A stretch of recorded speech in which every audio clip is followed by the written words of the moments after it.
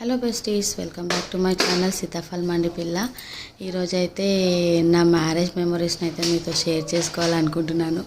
మా అక్క కూతురు మ్యారేజ్ అయినాక తనే షేర్ చేసుకుంటుంటే నావి కూడా గుర్తొస్తున్నాయి. సరే, నా వీడియోస్ కూడా ఉన్నాయి కదా, మీతో షేర్ చేసుకుందాం అనేసి అయితే నేను ఈ వ్లాగ్ చేస్తున్నాను.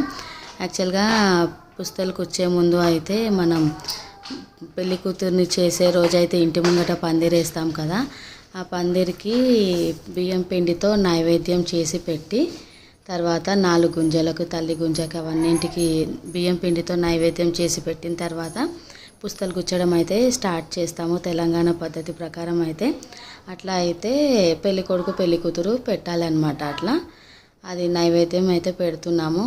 నాకైతే మా అయిన వాళ్ళది, మాది ఇంటర్ కాస్ట్ మ్యారేజ్ కదా, మా అయిన వాళ్ళ సైడ్ అయితే అప్పగింతలు ఇలాంటివి ఏమి ఉండవంట.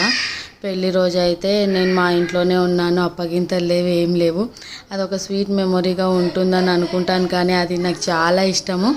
కానీ నాకు అది ఆ మెమొరీ అయితే లేదు, అప్పగింతలు లేవు, వాళ్ళు తీసుకెళ్ళారు అనమాట. నేను మమ్మీ వాళ్ళతోనే ఉండిపోయాను. ఇది 3rd డే అనమాట. 3rd డే రోజు పుస్తలు గుచ్చిపిస్తారు కదా, గుచ్చిపించిన తర్వాత తీసుకెళ్తారనమాట. నా లైఫ్లో అది లేదు అనేసి ఇప్పటికైనా బాధ అనిపిస్తుంది. ఎందుకంటే నాకు అది చాలా మంచి ఎమోషనల్ బాండింగ్ ఉంటుంది. కానీ నేను కడప గడగడం అదంతా 3rd డే రోజు వెళ్ళే రోజు చేశాను. కాకపోతే పెళ్లి రోజు వేరు ఉంటుంది, ఇంకా 3rd డే కదా.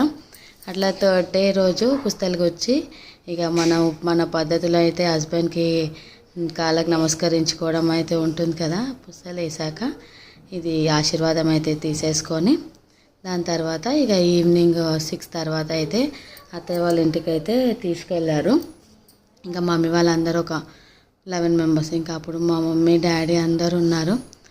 ఇప్పుడైతే అమ్మ నాన్న ఎవరు లేరు.